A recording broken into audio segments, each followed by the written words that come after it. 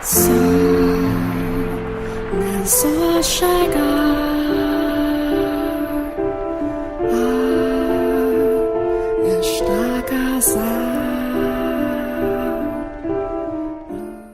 welcome back to Visual Novel Book Club. I'm not your pal Slowbeef. I'm your pal Jim. But with me as always is my good friend Devious Vacuum. Hello, everyone. And my good friend Turbo C. Hello. And my good friend Oren Ronan. Good evening.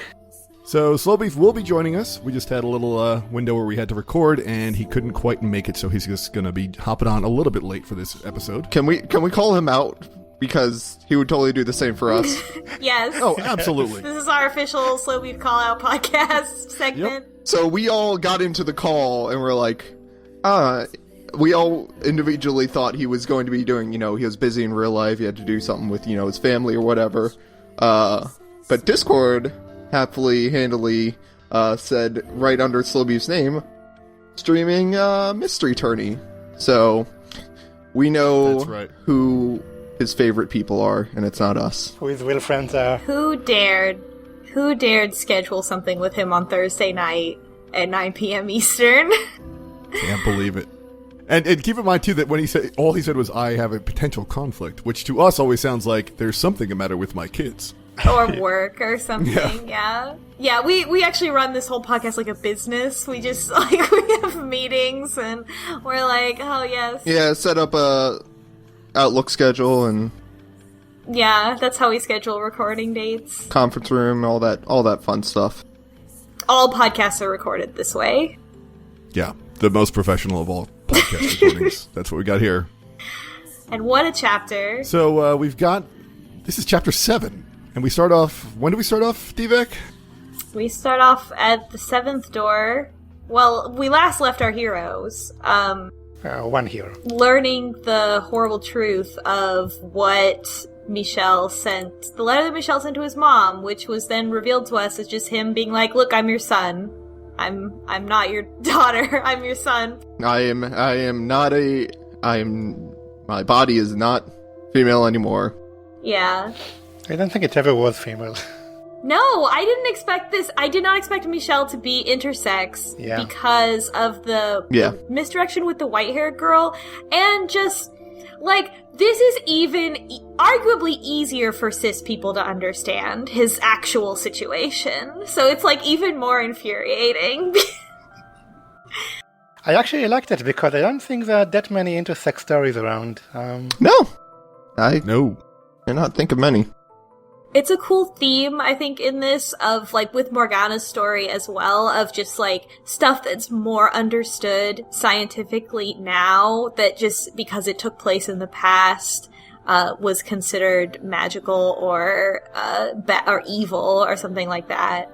Yeah, and that's also supposedly one of the more common occurrences of intersex. Someone who's identified as they look like a girl when they're born, and just when they get to puberty, stuff begins to happen. Exactly. We start the 7th door, which takes place in 1086 through ? With Michel's birth.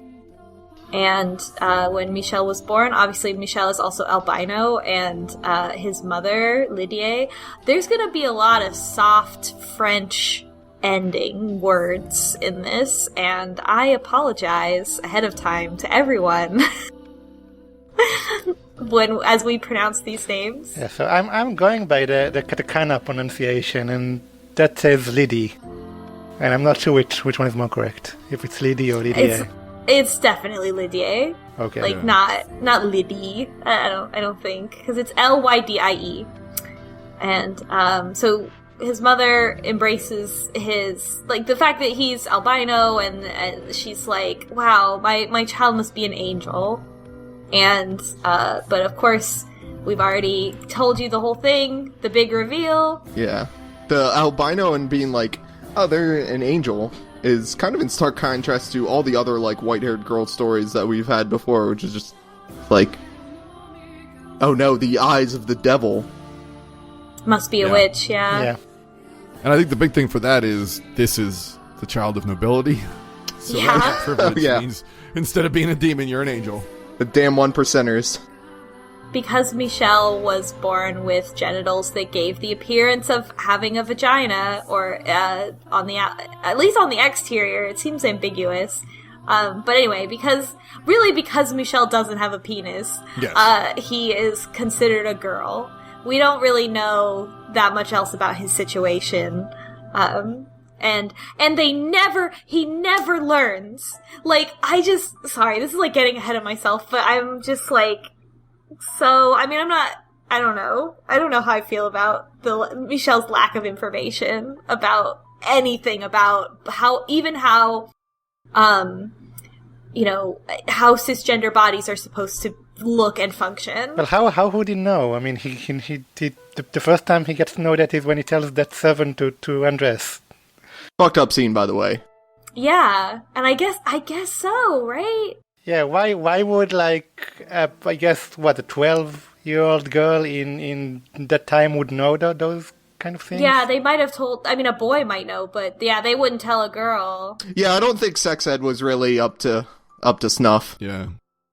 The sheltering of at least female children back then is like 100% the one thing that makes sense here. Like, because this isn't always, at least the translation isn't always historically accurate, but that role for whatever the time period means, like, yeah, this person would be walled away, not allowed to engage in any of these kind of discussions in any way, shape, or form, and certainly not be able to see anything. And I guess I mean, I would assume that they wouldn't even particularly warn a girl about, like, what her wedding night was going to be like. I don't know. It's just, the whole thing is just, like, absolutely the worst possible thing that could have happened. Yeah. Well, they wouldn't even warn her that the wedding night is coming. No.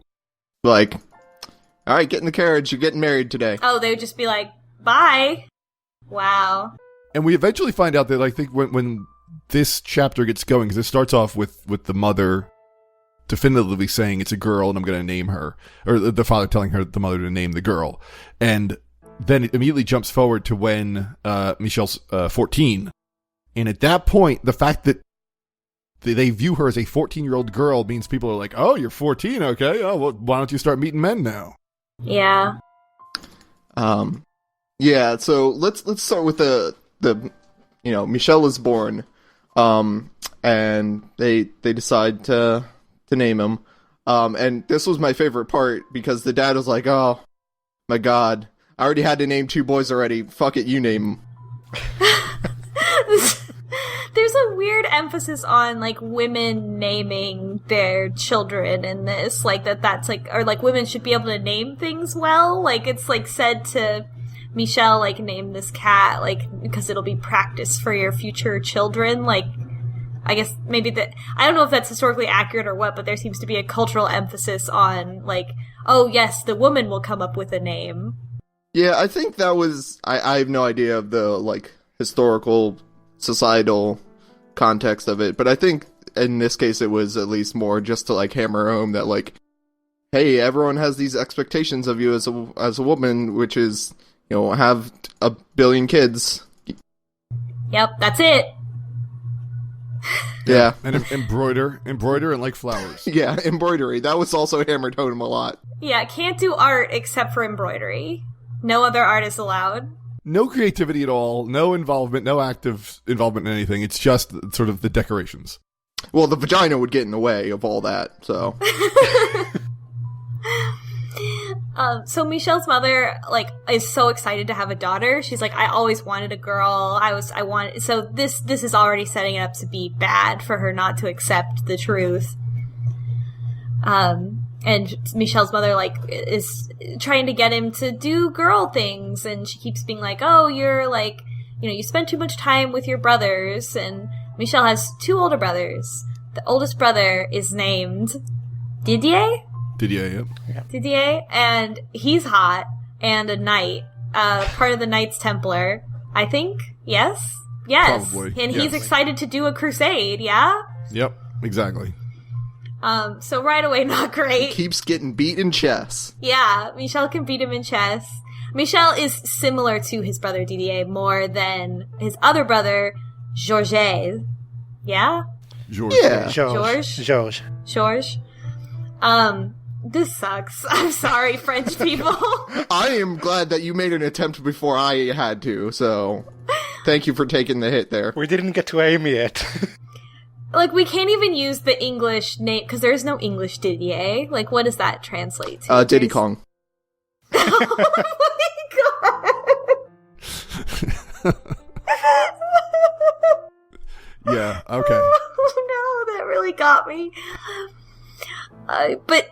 So we get a scene of Michel playing chess with Didier, and I love that Michel is just as, like, overly logical and unpleasant as a child, like, as a 14-year-old, as he is when we meet him. Like, his personality is exactly the same. Yeah. Mm-hmm. And it's not a great personality. No. It's very, like, literal and, like, no, but why wouldn't you just do this? That's what we do. These are the rules. Yeah, come on. It reminds me of my cousin when he was that age, got, like, really into Nova, like, television programming, and he only wanted to watch things that were real. He didn't want to watch anything that was, like, fake or made up or a story. Like, he didn't want to watch cartoons. He only wanted to watch, like, nature documentaries and stuff because that was real. And, like, that's Michel as a child. Yeah, that's exactly it. And as an adult. Yeah, sort of as an adult. One of my favorite things as we were introducing Didier was in the chess scene, at least, that Michel was talking about, like, well, you got to think about this tactically, like, as if it were a war. And then we read that we learn that Michel has read all of Didier's books, which Didier himself has not even done. Yeah. Didier's, like, at one point, Georges calls Didier a meathead, and he absolutely is. Yeah, so Michel's brothers are, like, the fight brother and the art brother. And so Georges is an artist, he's a court artist. Both of them are dumbasses, though. I really want to hammer that home. Oh, they're Alright, incredibly stupid. Yeah, no, this is real brother vibes of just, like, you put them together and they start fighting, they get into trouble, like, things go wrong immediately, like, it seems like a fun time. Yeah.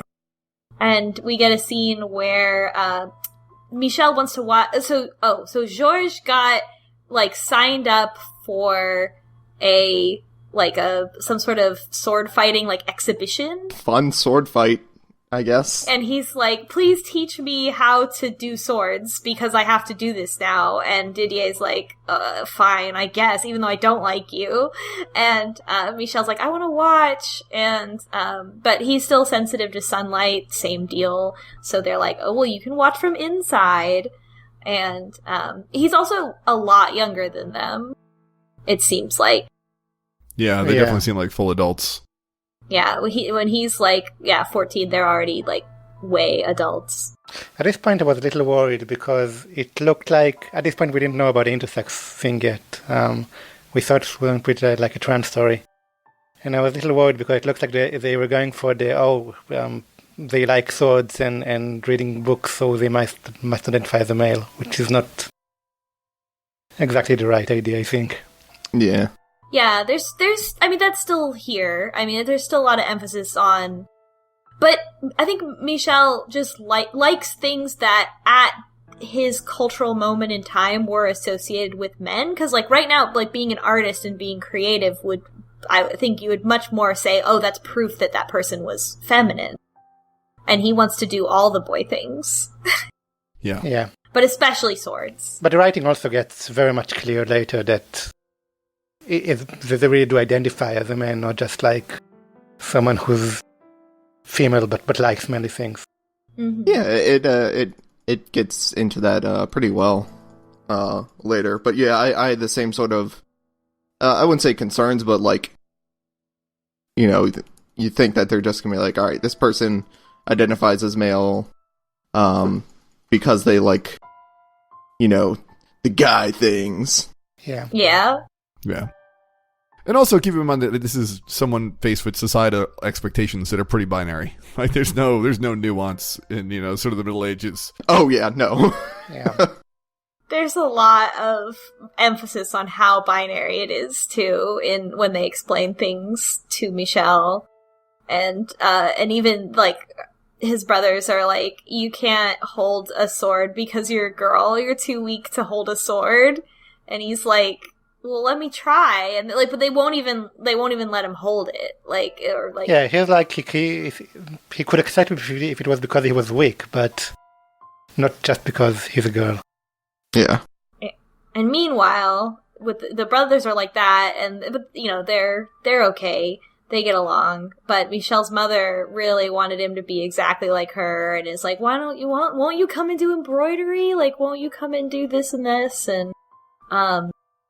And then this is this really good scene, because I feel like Lydia, like, she really does love Michel. She just can't understand it. Like, she thinks that she has a daughter who is trying to, who is upset at her position in life, and she's trying to say, like, no, this is what it is. This is your fate as a woman, and, like, it's my fate too, and, like, trying to, like, break that to her in a way, I guess.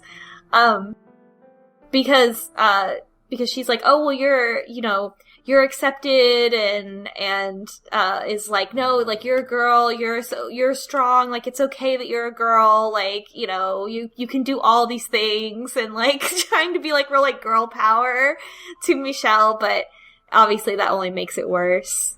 Yeah. And the mother has to put all these things in the context of the church, which I think is how is going to constantly come up in this chapter and in the whole game, is that people, certainly in the earlier time periods, don't have any other reference for the supernatural other than gods and demons. So, you know, anything is God has, you know, blessed us with this angelic child, and God has determined this is going to happen, and then if anything goes wrong, it's demonic possession or whatnot. Yeah. And Michel continues to, like, fantasize about becoming a knight, and is thinking, like, oh, I want to hold a sword. What if the, you know, what does the armor feel like and stuff? And Georges says that Didier so at this point he's not a knight yet. He's, like, going to be one, and they kind of talk about, like, that he wants to join the Knights Templar, but, like, reform them, as if to say, like, such a thing is possible. Yeah.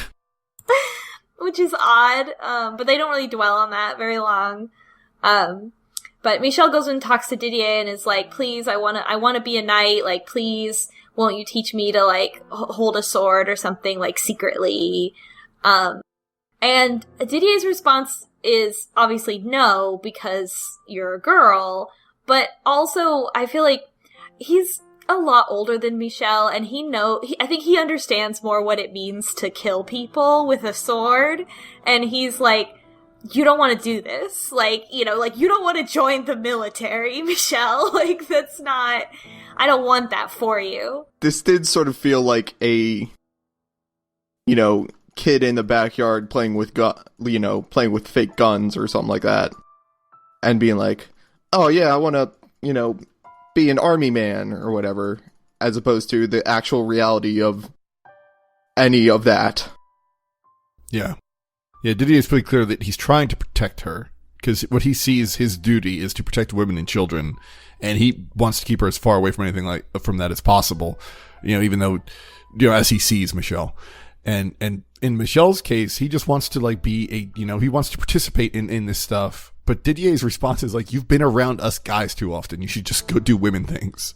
And it's crushing, because Michel clearly, you know, at this point hasn't identified as male, but, like, Michel absolutely feels like this is something he could do if he was just given a chance.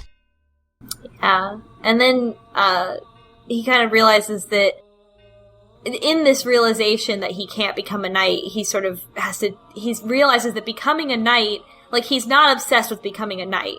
He starts to realize that he's obsessed more, that he's feeling more like he wants to be a man in general, not a knight in particular. And then things really start to go off. When Michel is 14, he meets Aime for the first time, who is Georges' fiancée, and she is this beautiful woman, and Michel there's not a lot of women around, so I I like that he's still super blunt all the time, so he just sees Aime and he's like, who are you? What are you doing here? And she explains herself, and so Aime is there to get married to Georges, and so then Michel's mom is excited because he's gonna he's like, she's like, you can spend time with another girl. And Michel is like, I should have been like, no, I don't want to do that, but somehow I was okay with it. So he has a crush on this girl, and then they get married, and at the wedding reception, Georges invites all of his artist friends to the wedding reception, and they're like, I guess, like lower class people or something. We're not even really sure that they're his friends either.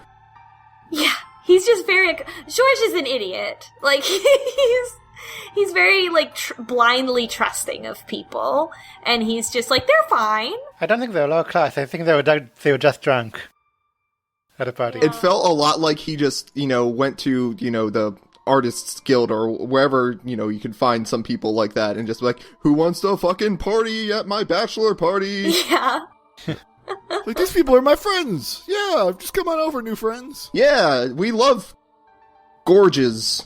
George. So, yeah, and they're all drunk, which is another problem. So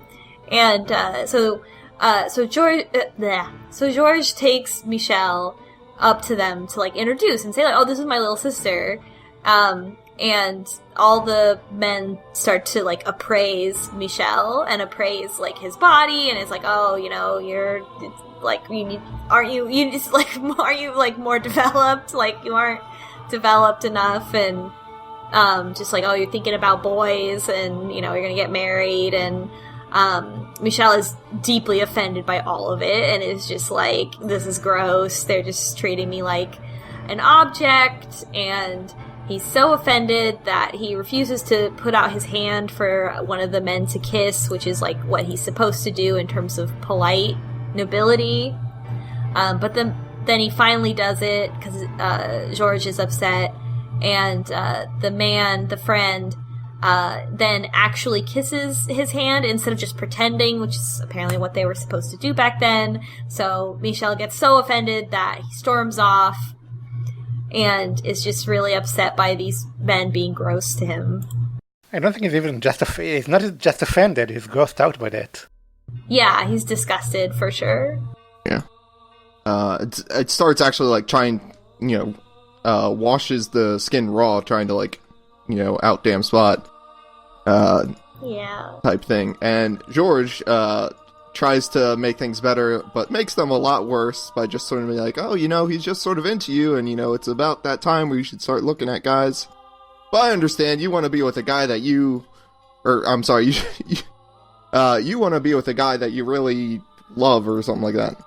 He says that in reaction to, because after Michel goes to the hallway, the drunk man follows him and, like, threatens Oh, yeah. him, pushes him up against the wall, and is like, I think you're really pretty, and I'm interested in courting you. And Michel's like, nah, dude. Yep. And Michel can't move. Like, he can't, he's not strong enough to even slightly move the guy who's pinning against the wall. And the guy is like, I forget what it was something stupid like, you'd inspire me to write a song, and Michel's like, no, and he's like, that always works. like, hey, I made the least amount of effort possible. I gave you a line I've used 25 times before. How are you rejecting me now?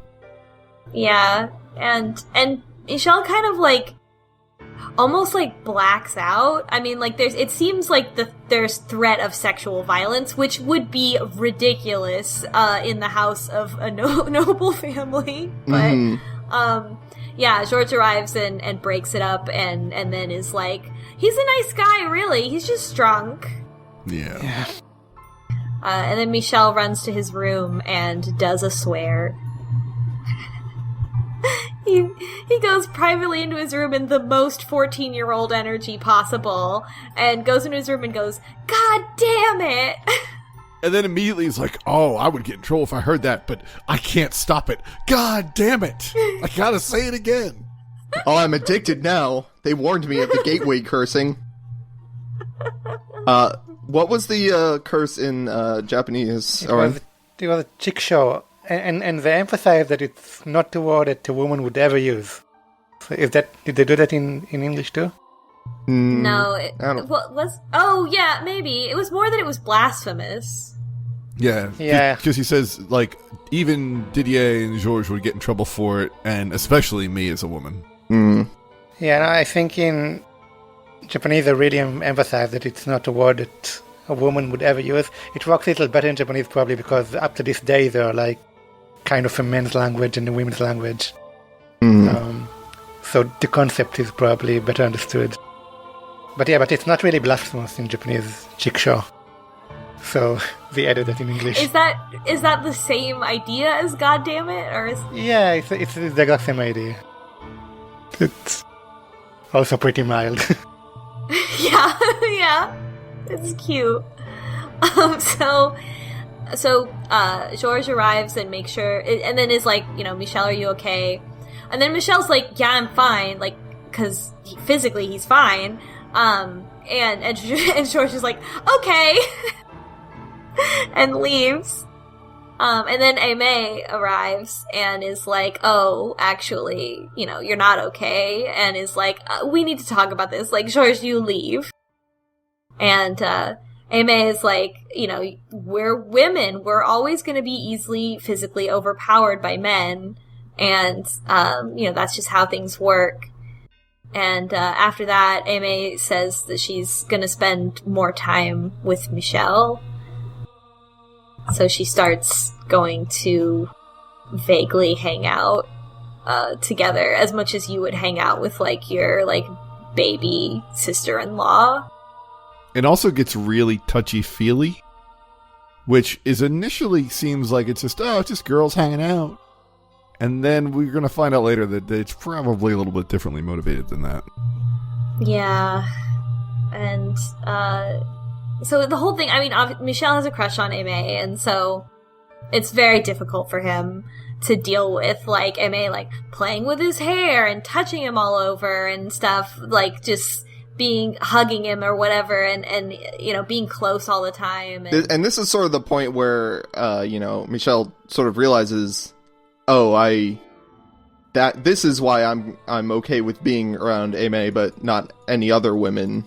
Yeah, he's like, I like girls. Oops.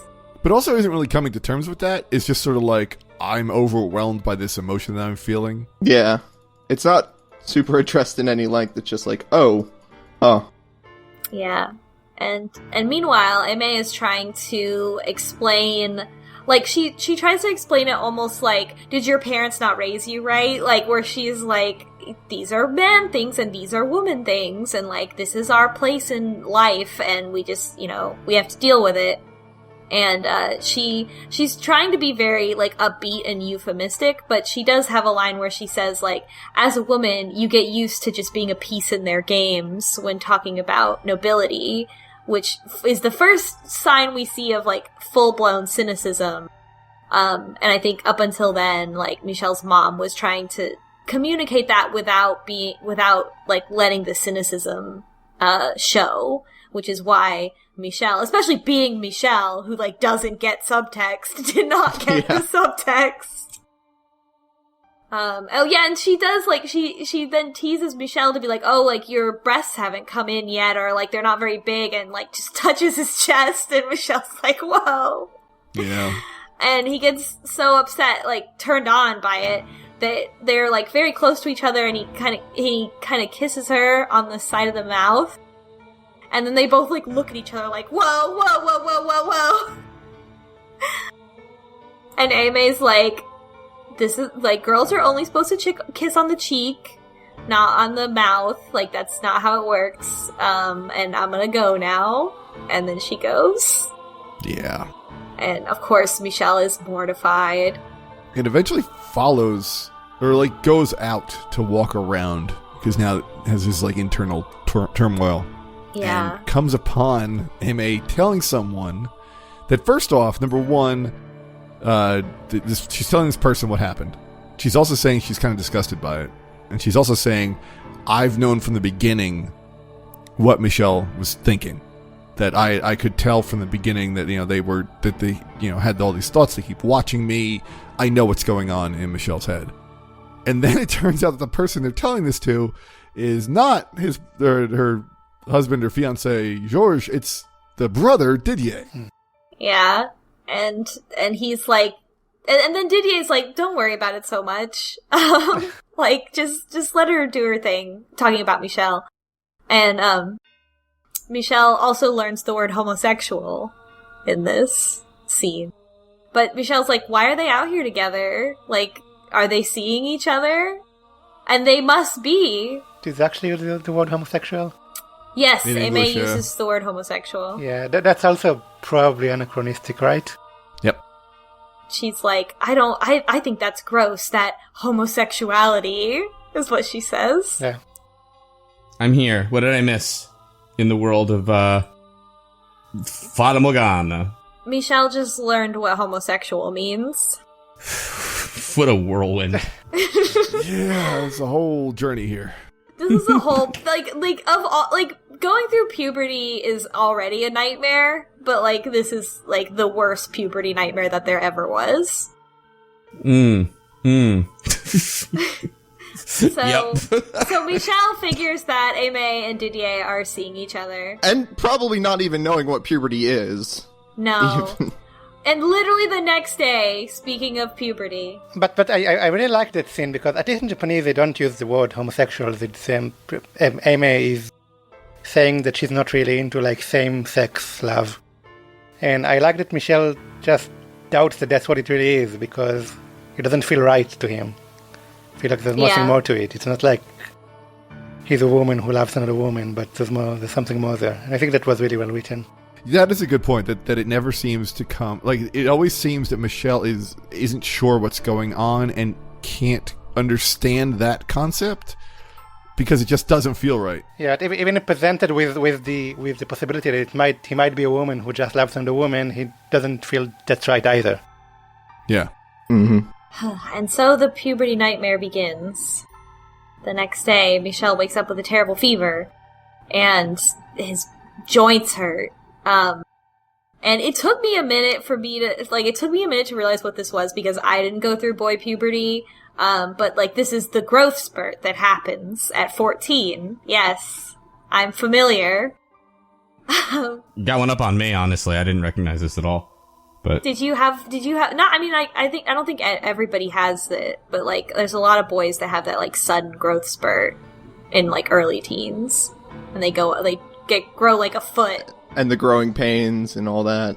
Yeah, I think it's a little accelerated, for dramatic effect. Yeah. I certainly had one summer where I grew 4 or 5 inches, but it wouldn't. I don't remember it being this dramatic of I feel pain in my joints all the time. I remember a summer where I grew 4 to 5 inches. Hey! This really looks like in about a month or two, he got from having the body of a child to full-grown body of a man. Yeah. And complete voice change and everything. So Michel's mother, right away is are you okay? Taking care of him, everything. While he's out, unconscious from the fever and the pain, Michel has dreams, and he says, I dreamed of, having a man's body and loving a woman. And, when he wakes up, his voice is deeper, and his body hurts all over. And, he says, to his mother, oh, mother, I don't feel well or something. And, his voice is low now. And, Michel's mother responds and, almost, tries to, cover up that anything's wrong, but keeps saying, you're a girl, you're my girl, you're my daughter from heaven, over and over and over again.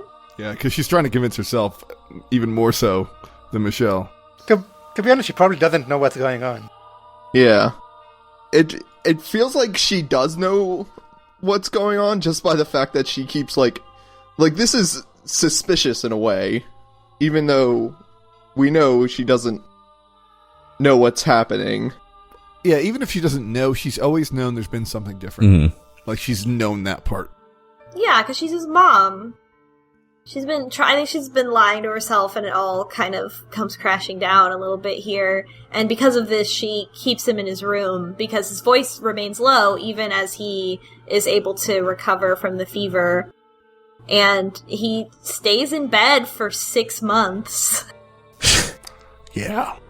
So 6 months later, he's physically male. So, he has the broad shoulders and the chest and the Adam's apple and the deep voice. And he looks at himself in the mirror and he's like, finally, a miracle happened and I'm finally a man like I want to be. And he writes his name, Michel, the female Michel, and then erases the LE at the end, and he's like, don't need this anymore. At this point, no one's visiting him anymore, right? Even his mother stopped. Yeah, they're just bringing him food. Yeah, it's just servants, yeah.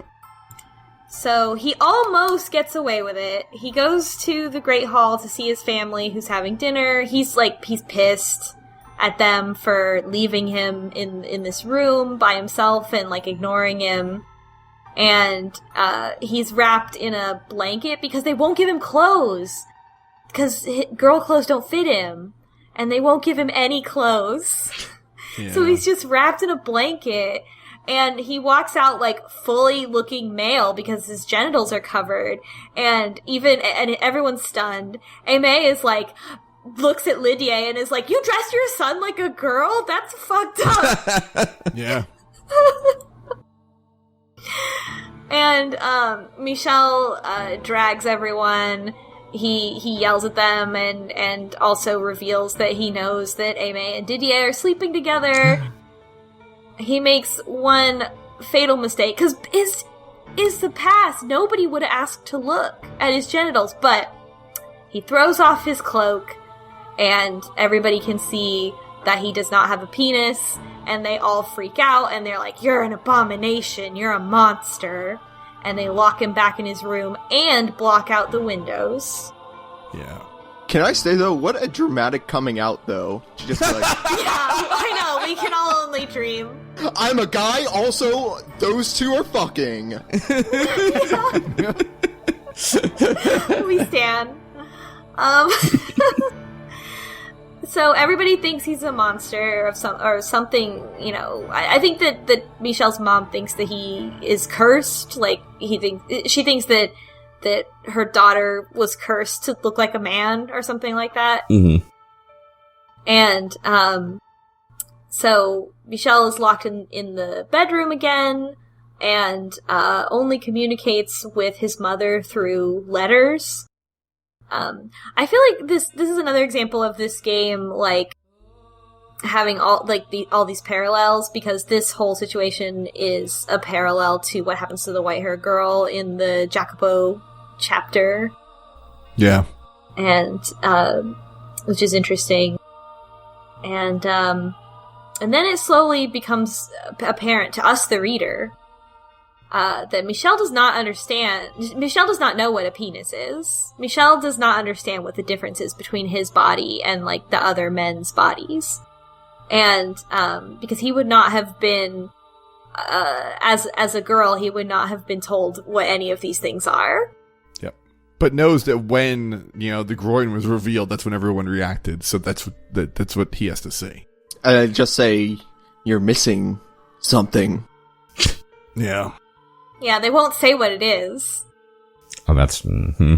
So, out of frustration, when a male servant arrives to bring him his food, he orders the male servant to take off his clothes. And the male servant is like, please, no, I'm embarrassed. You're just gonna make fun of me. And then Michel finally sees a penis and is like, that's what I'm supposed to have, and I don't have it. That's what all the fuss is about? Yeah, literally. God, same, Michel. That's what Didier's been drawing everywhere. Yeah, now we finally get all the graffiti that his brothers drew. Oh, that's what the bushes are. Okay, sure. So then Michel gets very upset and attacks the servant and tries to castrate him and is like, "You're gonna be like me, and then you're gonna be this. I'll make you the same as me." And like Michel does not have clothes, don't know what's going. Like, so the whole situation is a lot, and it makes him look like he's lost his mind. And the other servants have to come and restrain him.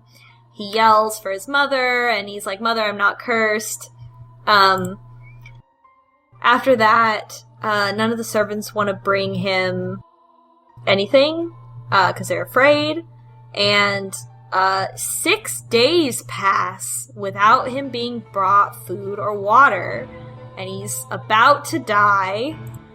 Yeah. Yep. And he yells out for someone. Like, I mean, it's just a door, right? Like, so, like, he yells out and, like, people in the hallway can hear, because he can hear them.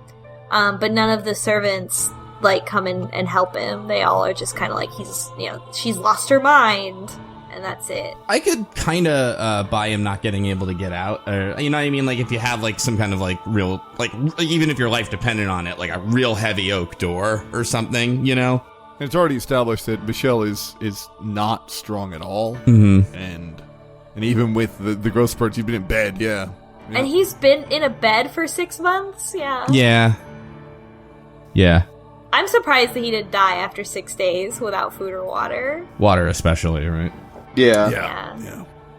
Unless he drank his own pee and they kind of just gloss over that. Not that but then again, Fata Morgana doesn't like to gloss over things, I've noticed. Well, Michel does gloss over things, because he doesn't talk about all the ways he was tortured. He just kind of, like, sets it up and then it's like, and other ways. That's true. But I'm not going to tell you those. Yeah, that's true. I mean, chances are there's a chamber pot. It's never mentioned, but there is one. So, I mean, if you get desperate enough, it's just sitting there. By the way, a week is like on the long end of how long a person can survive without water. Like, yeah. Isn't it like 3 or 4 days? That's what I thought, too. Yeah, so Michel was very well hydrated before going into that room.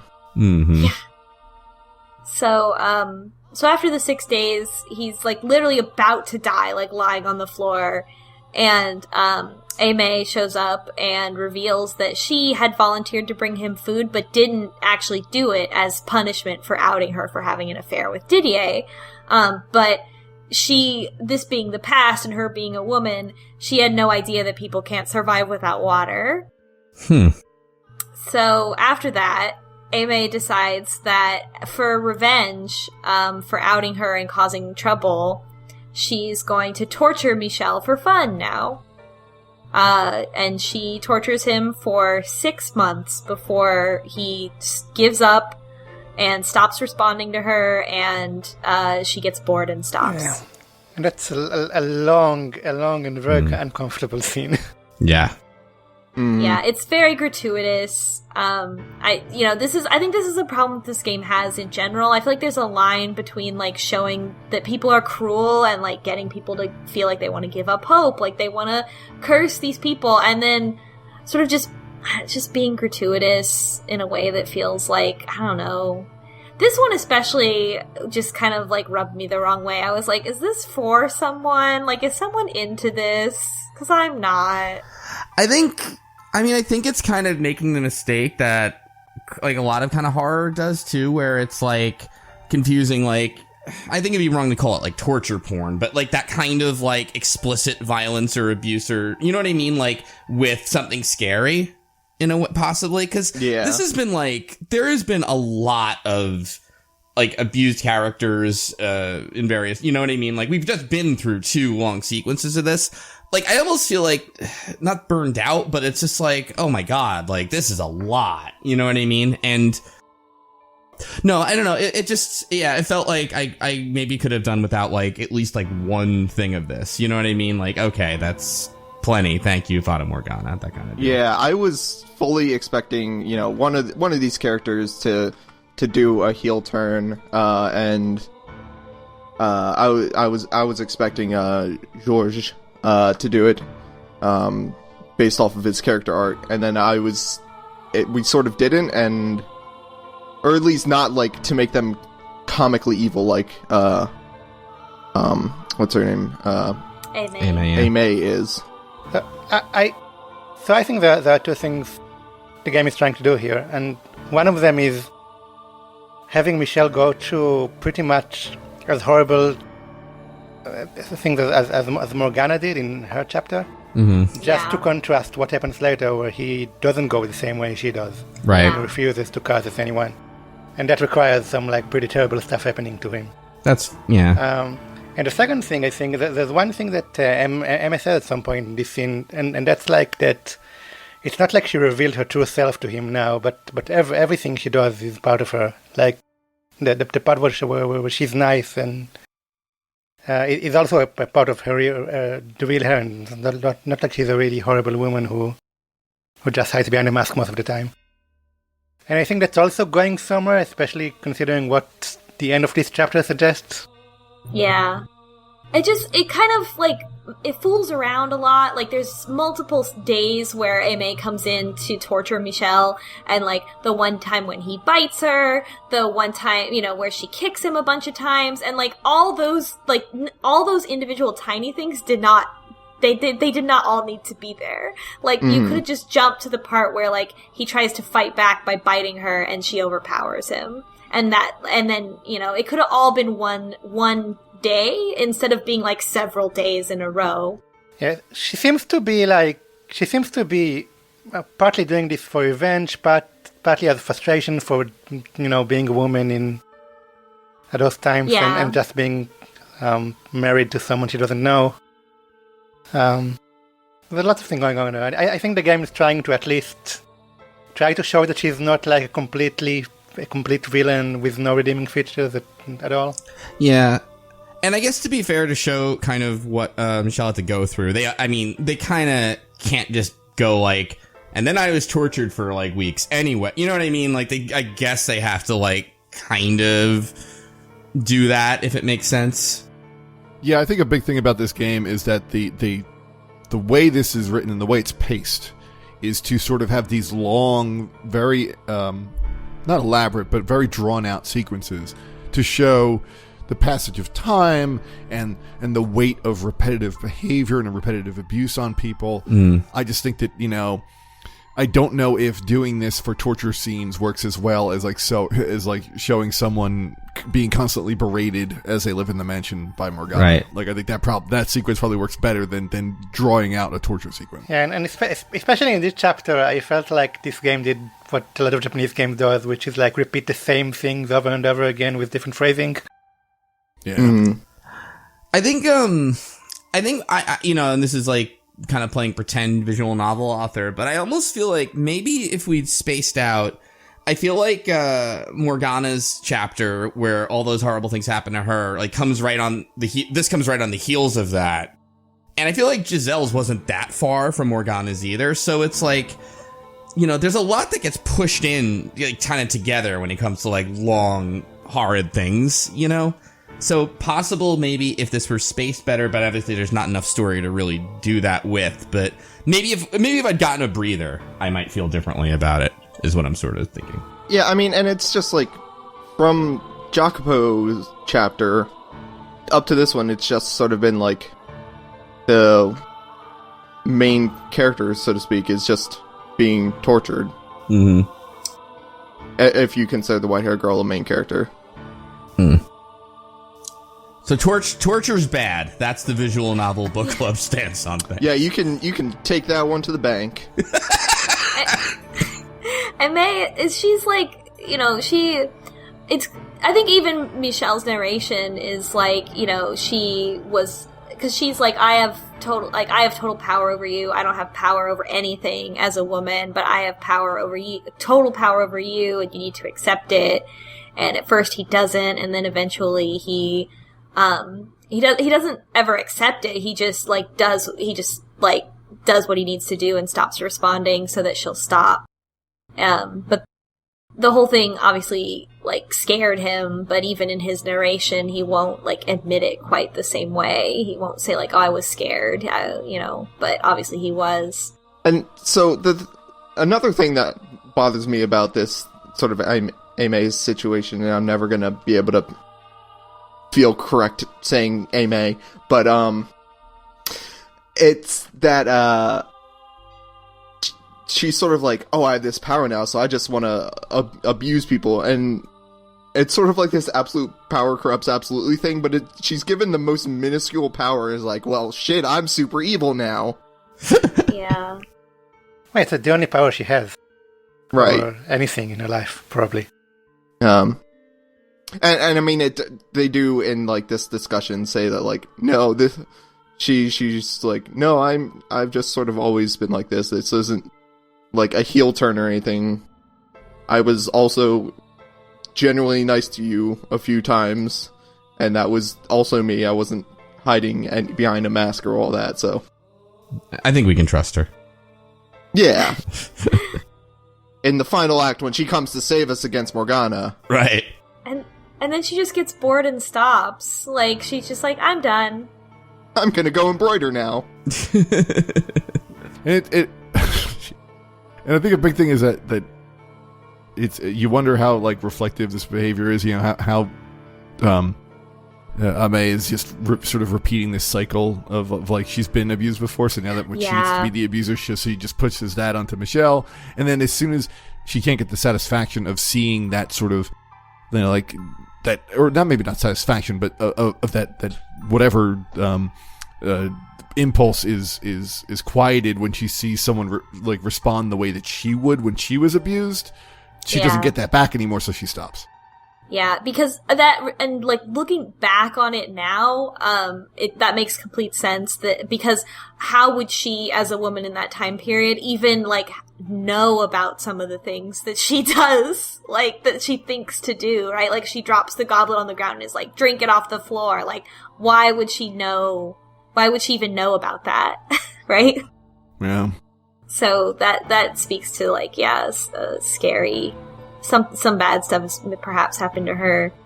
But while this torture is happening, we get a flashback scene with Michel and his brothers, and a time where they were hanging out together, and Georges is like, I found a cat, and Mom won't let me keep it in the house. And then they were all like, let's keep, and Michel's like, let's keep the cat together. And then they're both like, yay. And Didier's like, no, we can't keep a cat. But they like sucker him into doing it. It's very cute. And cause like Didier's like, I'm not gonna do it because George, you won't take care of it. And he's like, too late, you're in it now. You'll take care of it for us, right? And they're like, oh, what should we name the cat? And they're like, oh, Michel, you should name the cat, because it'll be practice for when you're older and you have children, and you'll name them. So give it a pretty name or a creative name, and this sight unseen, Georges is like, well, the cat is ugly and it has speckles, and so Michel says, ugly speckles. Let's call the cat Ugly Speckles. Boo. And they just laugh, and they're like, yes, that's its name now. Also, you're bad at naming things. Yeah. So that's our one break in the torture scene, but that doesn't really make it better. No, I mean, I think it makes it a little better, because that's a really bad name. So I'm like, it does kind of bring you out of it emotionally, but then it just makes it tedious. Like, no, I was thinking, punishment doesn't fit the crime, mind, but at least I feel a little bit. No, I'm joking, totally. Oh my god.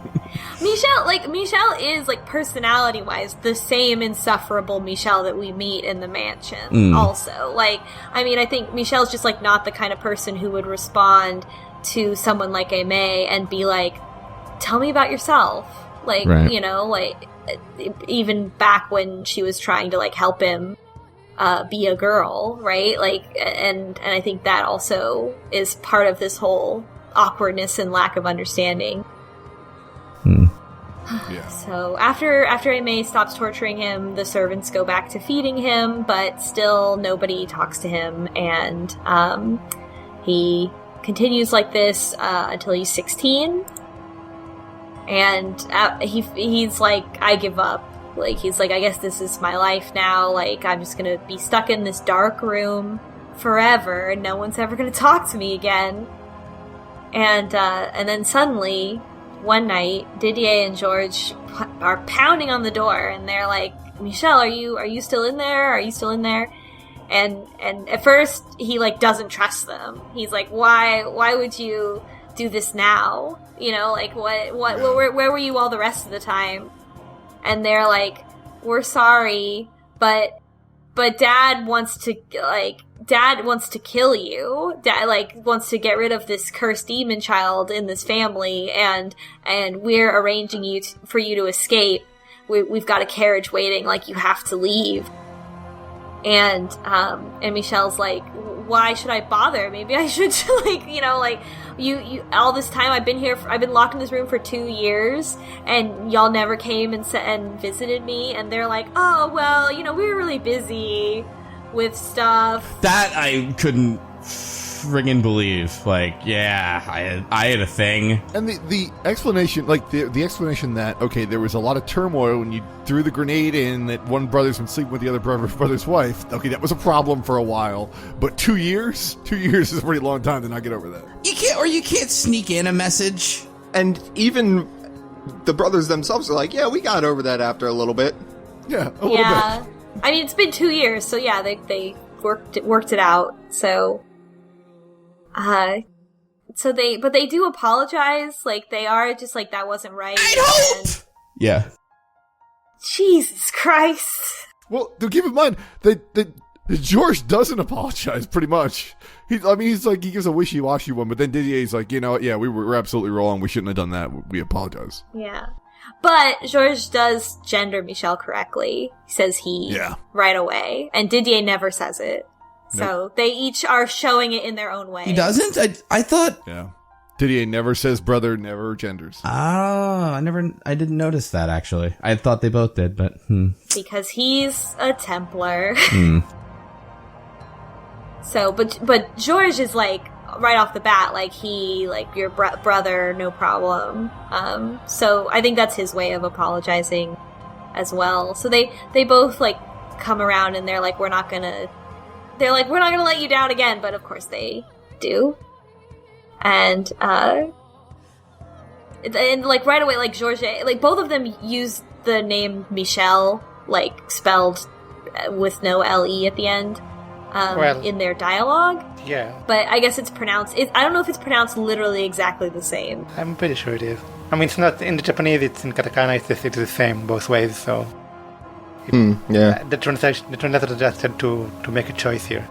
Oh, yeah. So I guess that's the difference. Like, in English, you know, it's switching between the two spellings depending on the intentions of the person who's speaking. Exactly. And you don't have to do it in Japanese. It's always the same. They write it in English when they want to make a point in Japanese, like when he changed his name, but otherwise, it's always written the same. That's actually a pretty tough, like, translation choice to make. Every time the name comes up, to decide which version to use. Because that's a lot of intent, yeah. Which I don't know that audibly you would be able to hear if we're talking about setting this in France. I don't know what the difference is between Michel in France. I think at least the game wants to make you think it's exactly the same. It sounds exactly the same. It definitely gave me, like, because they used the masculine Michel in this scene, it definitely made me come around more that the brothers were truly remorseful. If they had done the feminine Michel, then I would have felt like, this is fake. They're all fake. Kill them all. Yeah. Yeah. Curse all of them. Yeah, I mean, I guess that's the intent of the scene, too, is to... Yeah. Yeah, that Michel at least thinks that this is the brothers finally coming around, or at least having the hope that this is the brothers coming around and supporting him. Right. And they're promising him, like George is like, after Dad dies, you can come back. Like, because us and Mom, we know that you're just going to be exiled and you're not really going to be dead, and you can come back, we're going to pretend you're dead. Yeah, he also says, like, he's old, you're probably back next week. Yeah, like, they have no respect for their father at all. Hate him. Hate his guts.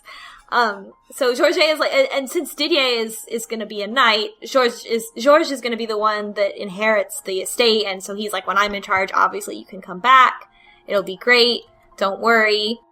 But Didier is the one who says we're going to send you a monthly box of food and supplies. Yeah. But also in the time when George is like, I'm going to be in charge, everything will be fine, Aime gets brought up, who is going to be his wife, and he clearly is able to manipulate him. And there's the opportunity for... And Michel almost says what happened, and then stops and doesn't say, and doesn't tell his brothers about the abuse. Yeah, even though, like, based on everything else in the scene, I think they would have believed him. Like, Michel says all this stuff to them, and they're like, yes, we believe you, like... You know, we think that you're, like everything else that he says about what happened to him, they believe. They don't pause. They don't question anything that he says to them. I could have been okay with, like, it's possibly, like, he was traumatized by it, you know, so didn't want to bring that up or what, you know what I mean? Like, or couldn't bring himself to do it. But... does he reason here why? Like, yeah, 100%. Which is like, it comes up again, and it kind of struck me as like, I hope they're really concealing the fact that he couldn't bring himself to do it, because I don't really, I can't buy this at all, you know? Yeah, the explanation being that Georges is happy with Aime now, and it would ruin his marriage if this were to come up. I think that's exactly what the game tries to do with Michel's personality. It's the same reason he doesn't want to curse anyone later. He just doesn't want anyone to suffer. Well, his brother is going to be marrying somebody like that. Well, they are married. Oh, they are married. Yeah, there you go. Even better. But they also say they're not going to tell Aime they're not going to tell Aime that Michel is really alive. I mean, obviously, like Georges, I would expect this guy to spill the beans like the second day. Yeah. But that aside, they say that they're not going to tell her, so that, I mean, there's some more ambiguity about whether she is the one that influenced Georges to very directly to forsake Michel later. Right. Obviously, some shit went down in that mansion because of what happened to Giselle, so, like, things were not good. No. Yeah, I think it's more that just the implication of Georges being so stupid that it could happen, but no, it is definitely left ambiguous for going forward. And he ends up stuck in a painting somehow at the end. Yeah, God, how does that's still a mystery. Yeah. This whole, I mean, it must be related to the fact that he didn't come see the body, but we'll see that in a minute. We don't know what happens to Georges. Yeah, well, we ain't there yet. So Michel is sent away in the carriage. Before he leaves, he's like, I am your brother, right? And Georges is like, yes, you're my brother, and I love you, and you're my brother. And Didier is just like, yes, but he still doesn't use the... Just says your family. Yeah, pronoun. I don't know. In this moment, I feel like they are good. They are good brothers. Mm-hmm. They just, they're just dumb. And they need, they need to respect women more. I mean, yeah. But they're well-intentioned. What do they say? Like victim of your time or something like that? Or what's the phrase? Like, you the product of the time they were in or some crap like that? Yeah. But at the very least, it's understandable why Michel still has these feelings for his brothers. Like, Michel cares about his brothers and still has hope for them. Yep. Whether or not they are completely above board at this point, it's understandable that is the way this whole scene has been processed by Michel. Mm-hmm. Yeah. And Michel continues to care very deeply about family, all that stuff, throughout his whole story. God, we've got so much left to talk about. Yeah, this goes on for a while. Yeah. Back in the present, with the blood stairs, where we were last time, Michel is in the void, because I think he got pulled into the blood or something like that. Anyway, he's in the void. Morgana is there and she's mocking him and saying no woman would ever love him, because when we left off, she had presented this illusion that Giselle was like, oh no, even after 1,000 years of being in love with you and both of us being dead, for some reason a penis matters still. Which is absurd, and even later he's like, I know it was absurd, but I was like embarrassed. That is like the ultimate male fantasy, though, right? Like, no, after 1,000 years, the penis still does matter to everyone. Everyone cares about the penis. My incorporeal schlong is above all. I will come back as the mummy in 2,000 years, and somebody will be like, yo, you still packing heat, bud? Oh my god. So, we then, there's like this brief, come up for air as time, passes, but not really, because when we go back to the story, Michel's in the carriage, headed toward the mansion. And, he arrives at the mansion. The first thing he finds in the mansion is the stained glass window of the Archangel Michael. And immediately goes to the observation tower. He finds the door to the observation tower, gets a bad vibe from it, and is like, this is where I need to be. And, the door at the top of the tower, and he gets exhausted going up the tower because he's, again, weak, malnourished, never exercises. Like gamer life, you know what I'm saying? Yeah, he's a gamer. He needs more Mountain Dew gamer fuel. Yeah. Yeah. Folks! So he gets to the door at the top to Morgana's room, and it is covered with lots of ropes. And he's like, wow, this was me, not that long ago. I was, locked in this room, and it was barred off, and everyone was scared to come in. So, empathizing with that, he burns all the ropes off with this candle that he's holding, and opens the door, and is like, whatever's in there is probably, misunderstood like me. And what do you know? Inside is Morgana's skeleton. A one-armed skeleton. A small one-armed skeleton. And Michel's like, wow, same. Big mood. And he is like, he thinks about, he imagines all the horrible scenarios that could have befallen this person to have ended up in this situation, and he feels bad. But he lives in the mansion for 3 years before anything happens between him and Morgana. He continues to get letters from his mother, and he writes letters to his mother as Michel, female Michel, every month. And his mother writes back, and the notes just say, please come back when your curse is broken. And this is also, we skipped over it, but this is a promise that he made to Didier, that he would reach out and try to help, and try to reciprocate his mother's communication and give back to her what she needed. Yeah. Mm-hmm. So Michel, obviously we know from Giselle's story that Didier does not do well, that she is losing her mind,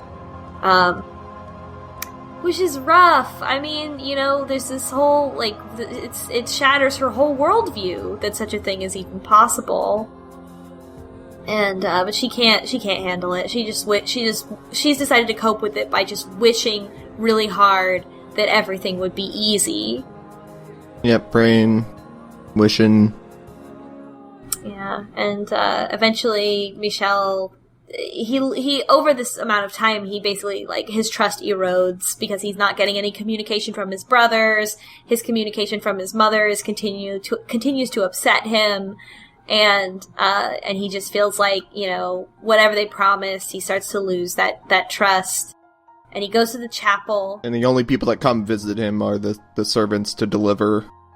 And they won't even talk to him. They're afraid or something. I don't know. I mean, they were told he's a witch or something, right? Or were they? Or cursed or put him? Cursed. Cursed, yeah. Even if they, the Bollinger family didn't tell him, I'm sure the other servants would be like, hey, you got delivery duty, huh? That sucks. You know what's at that house, right? Skeleton with one arm. It's spooky. Ooh. Oh. Yeah. So, Michel prays at the chapel. He prays to God to tell him what his deal is.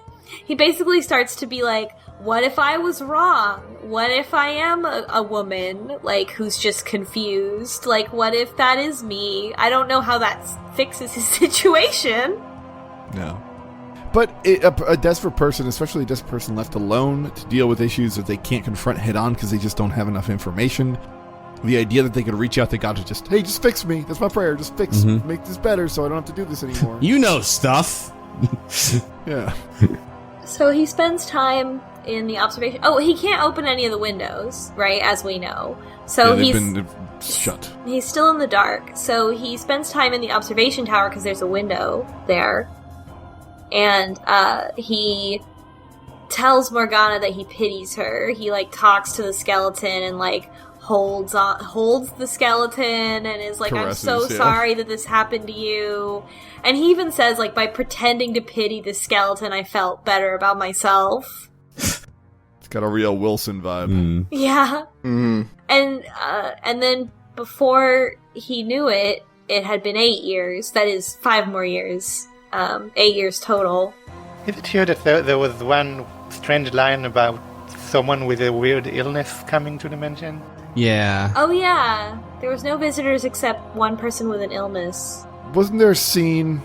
Yeah. It has to be about something, because it was a really strange line in the middle of nowhere. So, do you remember there's a part where they think, like, the mansion's cursed, or it might have been one of Morgana's, like, lies where it's, like, he's contagious, you know? Or it could even just be, like, that's how that village thinks it's, like, cursed or whatever. It's, like, I kind of got the implication that he was meant to sort of be like this harbinger or telling people like, oh, don't go to that mansion, like that guy got cursed or ill or dead or something like that, you know. People outside the Bollingers. I really want to think there's a scene out there. Yeah, there's a scene that we got in an early chapter that was some guy going there and then like being scared off. I don't remember that, but I'm thinking maybe it's foreshadowing something in the final chapter, but I don't know what's going to be. I could also be mixing up someone else coming to the mansion for some other reason. Well, and we also had the lie chapter too, which while trying to piece together, like, oh, did this happen for real or not? Like, it's... Oh, that's right, in the fake chapter, yeah, the fake Giselle chapter, yeah. But Giselle was already there. This is before Giselle. Yeah. So I don't know. Yeah. But he, one day, instead of supplies, a painting arrives.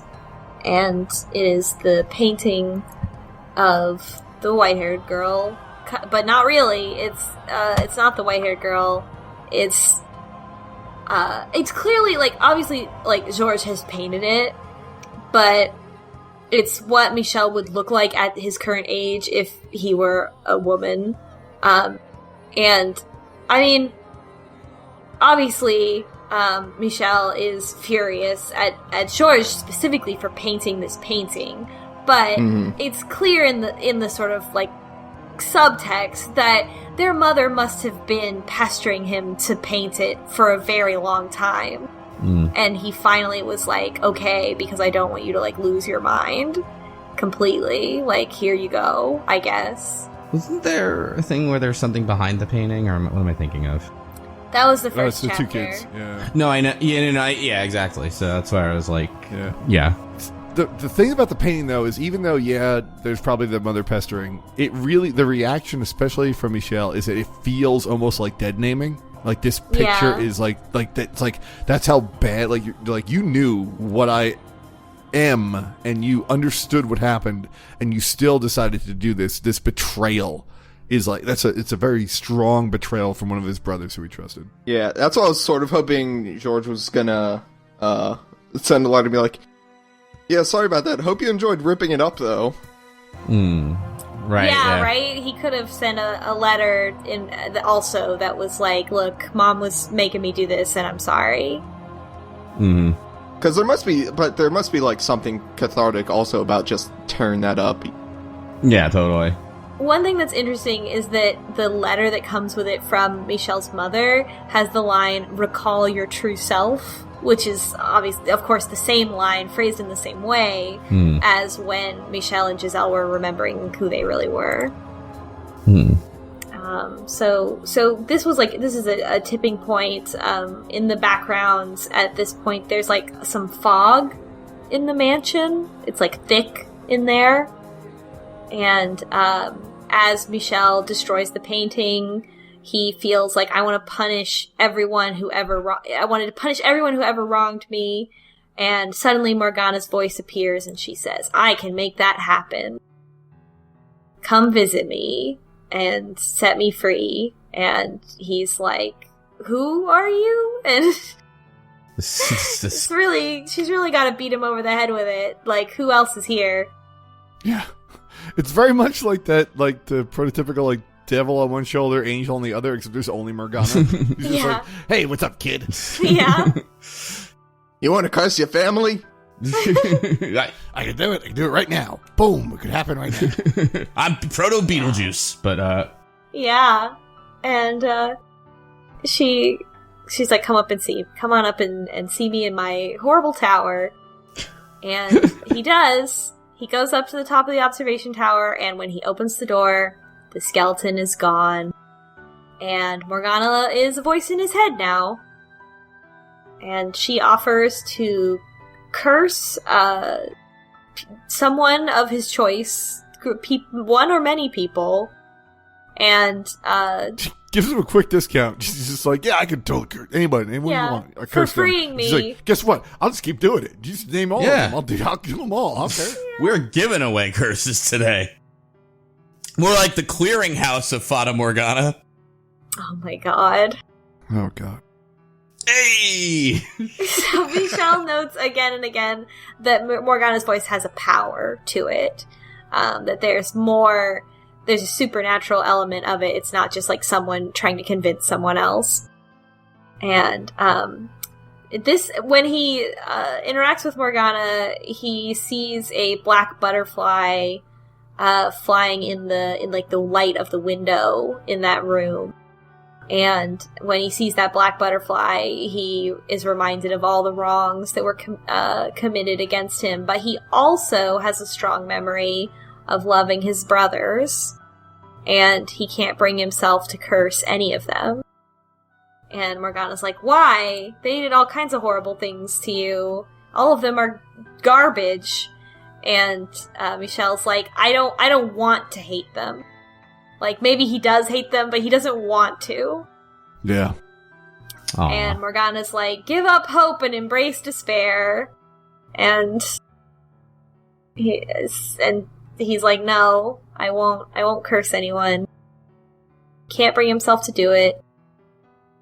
And she's like, and the whole time she's like, "We're not so different, you and I." Oh my god.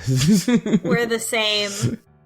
And so she's like, I'm gonna convince you, like, I'm gonna help you, because this is what happened to me, and like, you know, you'll see just like I saw when I was alive. And from then on, he starts to hear her voice every day, and Morgana says that she considers Michel a close friend. And it really, like, kind of weirdly seems like she does feel like she made the right choice, to the point where she feels like she's helping him.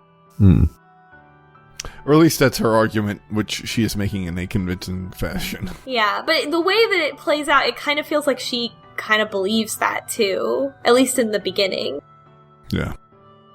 Well, she certainly doesn't betray her general worldview at any point. Like, she is definitely committed to this, and she's not, like, this is not a deception. Like, this is how she feels the world should work. Mm-hmm. Yeah. So then, a servant arrives at the mansion to deliver the monthly package, and Michel's like, "I know this person's not going to help me, but I have to ask." And he's like, "Please help me. There's a witch in this house. Like, the witch is real, and she's, like, talking to me. And, like, this is, like, please help me. I need to leave." And the servant is just like, "I'm going to quit this job." She wants to be friends, and She just wants to shut up, you know what I'm saying? Women, huh? The minute he's like, only I can hear her, it's like, you fool. You know, like, that's, yeah. Yeah, so the servant's like, I'm quitting this job. And after he gets rejected, Morgana's like, we're the same. Both of us, we have a right to curse these people because of what happened to us. And Michel's like, no, like, I'm not special. I'm just an ordinary man, which is what he says, which is what he said earlier when he was climbing the blood stairs, talking about him and Giselle. I'm just an ordinary man who loves an ordinary woman. And he runs away. He runs out of the mansion at one point, arguing with Morgana. And he's like, I'm just gonna leave. I don't care anymore. But when he walks outside into the direct sunlight, he has an illusion where he feels like his skin catches fire, like a vampire. Yep. Mm-hmm. But when he runs back inside, he's fine. Yeah, there's no effects. Yeah, so he was like, that was your illusion, Morgana? And Morgana's like, sometimes when people are really distressed, they can hallucinate things. It's the ultimate non-answer answer. Yeah. I like that, though. I feel like a lot of her... There's so much ambiguity between, like, either explanation is viable, right? Like, the magical and the non-magical one. Mm. Yeah, and I think that's what she's doing. She definitely wants him to constantly think about that okay, yeah, it's probably not magic, or maybe it is, or maybe it's not. And, like, so that every action is questionable. Yeah. So Michel collapses in front of the stained glass window, and that's his big moment. He says he lets go of his connection to humanity.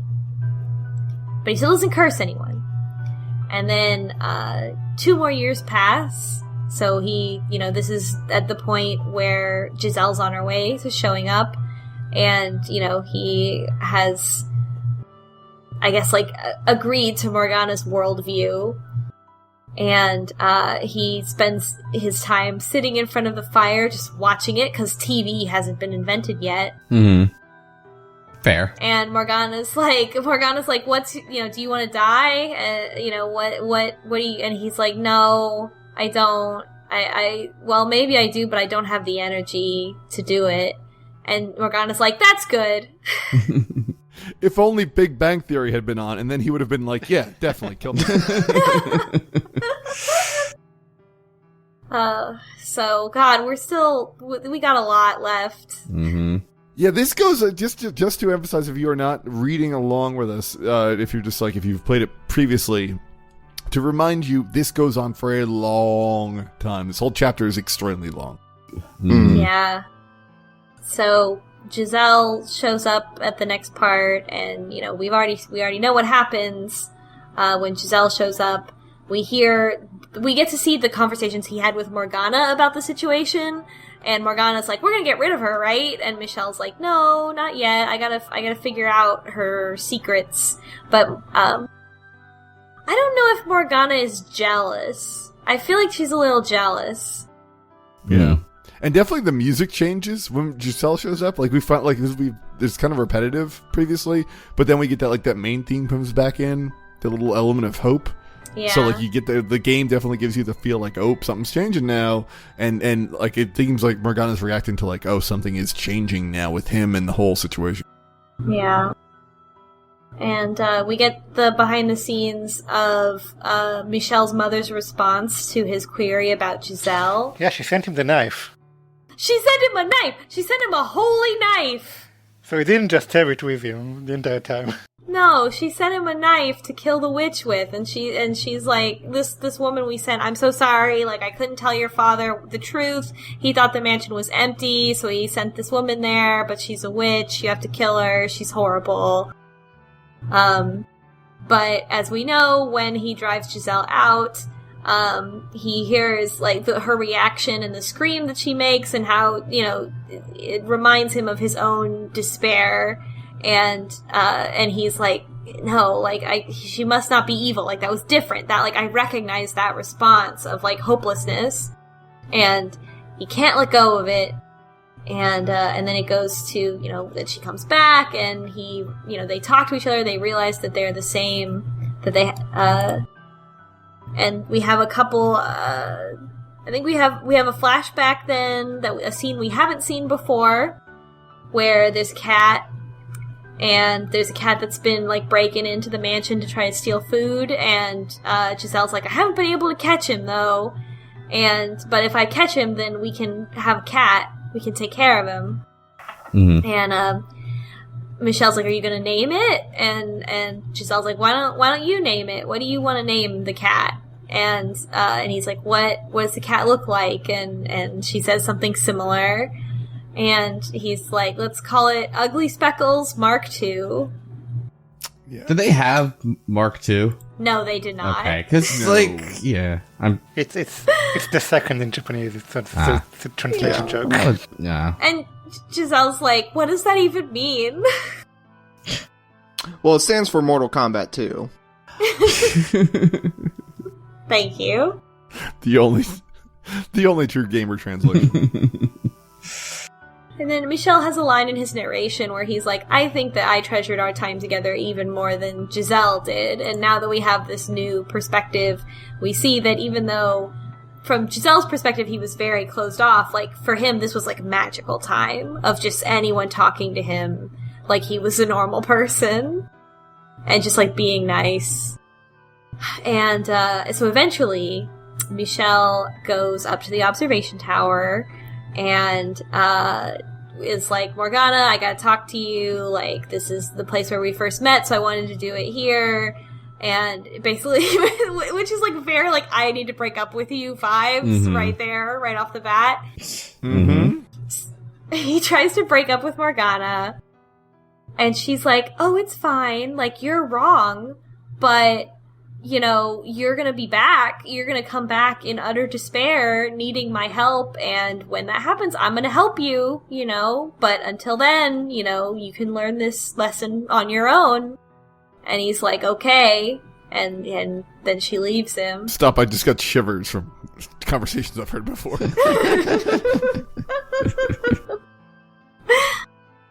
So, oh god. So Michel is still nervous about telling Giselle the truth about his body, even without Morgana there to be like, no one will ever love you! And, I just, like, it's just so much, and, like, then he's like, well, you know, we wouldn't, he, like, puts so much emphasis on, like, the physical act of sex, and, like, the physical act of penetration as, like, necessary for love. And he's like, Did you it would slap have your been hands when you said that? Like, a little bit, yeah, a little bit. I was so mad about it. you know this thing. It's so funny. Oh, it's because of the next line that I wrote. I was like, so Michel is like, he felt like a physical attraction to her, and he like feels like he wants to have sex with her, but he doesn't know how it works. Michel, people figured this out in the future. It's insane how this could work. I don't know. What? Have a little imagination. But it's Michel, so of course he doesn't have any imagination. Nope. God. So, let's see. And there's also, like, a moment where, like, you can kind of put the pieces together that, like, Michel says, like, you know, he you know, never wanted to curse, he never cursed anyone, but he did talk to Giselle that one time where he was like, theoretically, if I could curse someone, would you want to do it? About his dad. And, like, that's the closest it's the closest he ever came to cursing anyone, and it was because of something that happened to her, not him. It's like a guy who kind of has a connection to the mob. Like, hey, you know, I'm not saying I could, but theoretically, if you want this guy eliminated, yeah, I know some people. Yeah. So the ending, you know, the ending of the previous chapter before last, you know, the Crusades arrives, the Knights arrive, and Michel says in his last moments, Morgana, protect Giselle. And she's like, oh, you're gonna curse people finally? And he's like, no, I want you to protect Giselle. And she's like, excuse me? So, you want me to kill Giselle? So, what? I'm sorry. What? What's the opposite? I'll protect her with a curse? The opposite of killing? I don't... what? So, And also, as knows he's gonna die, Michel prays that he will be reborn in a body that better suits him, which I feel like is there to, like, add ambiguity, or, like, add more, like, maybe add affirmation that he is not the white-haired girl. And, then Morgana's like, okay, if you're gonna do that, if you're gonna go out there, and die, like, that's basically, he pays with his life for her protecting Giselle. And she's like, go out there and face despair. And Michel realizes as he goes outside exactly what that means, because the knight that came to kill him was Didier. Yeah. And Michel dies in utter despair. At his favorite brother being the one to murder him. Did anybody see that coming? Because I have to admit, I didn't expect that at all. No, I didn't. That was well done. Yeah. I mean, as soon as she said, like, you're gonna have ultimate despair, she emphasizes the despair aspect. I'm like, this probably isn't gonna be what you think it's gonna be, but I didn't anticipate it being Didier. Yeah. I was fully expecting it to be, I was expecting there to be a betrayal, but I was expecting to be, on decree of George Bollinger, the knights would say that George sent them. I was not expecting Didier. Yeah, or like the final scene with Giselle wouldn't play out the same way. Like, she would say something horrible to him before he left, or say something through the door horrible, but, like, that doesn't happen. It's just Didier stabbing him right in the freaking body. All right, now let me ask this question. Now, the shock of it's over. Good surprise or kind of unearned? Because I gotta be honest, I was, like, shocked at first, and I really liked it, and I was thinking about it later, and I don't really get it, but... Well, it just shows that over that 10 years, Didier, like, basically lost faith or interest in Michel, and was, like, convinced, really, like, indoctrinated by the church. Mm-hmm. And, that's what he wanted, so, like... I was sort of like, I was suspicious of them when they were taking Michel out in the carriage to the place, but I was like, well, if they did have ill will towards Michel, then they wouldn't be doing this whole plan. So right. I guess, yeah, it must have been that Didier was indoctrinated at some point between then and now. And not that he was just always harboring this issue. I mean, I don't think we're gonna find out, is the other thing, so, I don't know. I like it, but I'm kind of side-eyeing it. Yeah, and, like, who knows, right? Like, they could have been like, oh, your sister is, like, a cursed demon child, like, you have to go do this or else we're gonna kick you out of the order and we're gonna say that you're blasphemous or whatever. Yeah, I think the big part of, for at least that there's... Okay, Michel is hopeful about his brothers. Like, that is a big thing about the hope that he has for his brothers and for his family and for remembering the good times they had. But his brothers, like, these shitheads don't talk for him 2 years when he's walled up in the house. They don't talk for him 10 years when he's, like, literally one carriage ride away with a note they could send. Yeah. Like, they don't say shit to him. These aren't good people. Now curse them! Sorry, go ahead. But his hope, the hope that he clings to is sort of a defining feature of Michel. Mm-hmm. But I don't think it tells us a lot about them. I think the only thing we know about them is the fact that they don't make any effort to reach out. They don't do anything to in any way mitigate what's going on, especially when they know the mother's sending constant letters being like, you're a girl, that stuff. So, like, it's not completely earned. I'll totally say that it is not completely earned, but I think it's earned at least in the fact that they are so not present in his life that them flipping over to being complete assholes from being partial assholes is not unreasonable. Fair. Didi also doesn't say very much in this scene, even though Michel keeps like shouting out to him and asking why he's doing this.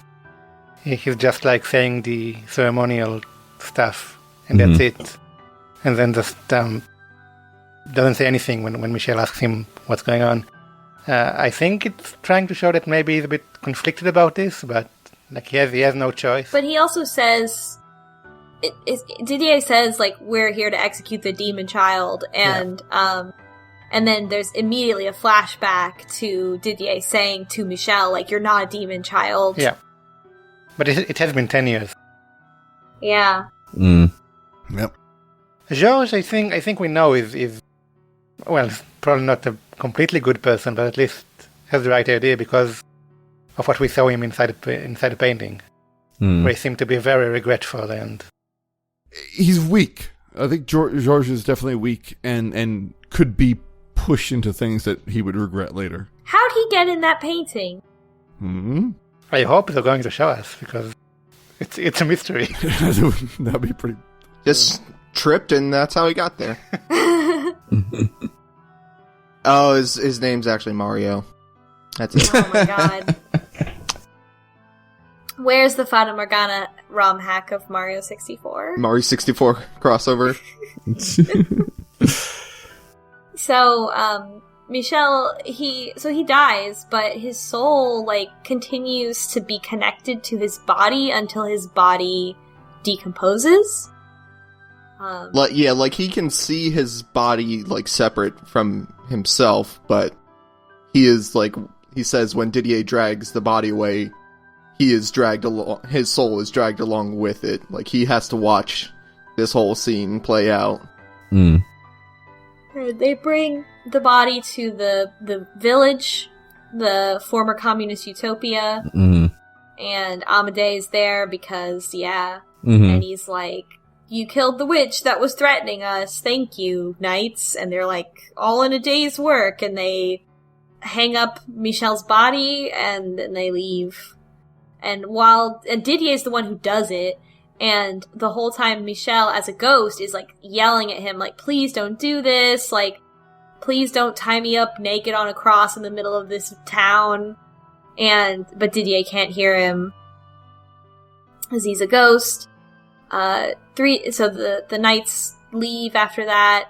3 days later, Michel's mother arrives, and she's with a priest, and, the priest is like, it's something along the lines, like, it makes me think, like, their family is being, like, interrogated about this, that, like, and it's like, you need to, disavow this child, and she's like, oh yeah, this is a demon, I was tortured by this demon, and he's like, well then burn the body, and so she does. Yeah, prove you have no relations or relationship or whatever. Familial tie.